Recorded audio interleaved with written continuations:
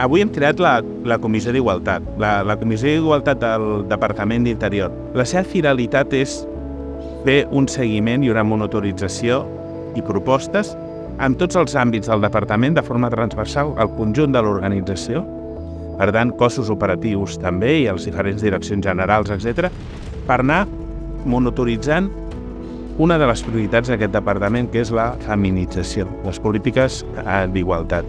No és normal que hi hagi un 21% de mosses i que només hi hagi un 12% que estiguin en llocs de comandament.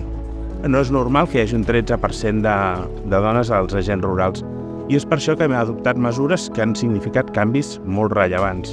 El que estem aconseguint amb la Comissió d'Igualtat és que les polítiques de feminització, les polítiques d'igualtat, aconsegueixin el màxim rang institucional. Realment feminitzar una conselleria com la d'Interior implica transformar les estructures i implica transformar la cultura organitzativa. Això no va únicament d'incorporar més dones, sinó que va de fer les coses d'una forma diferent.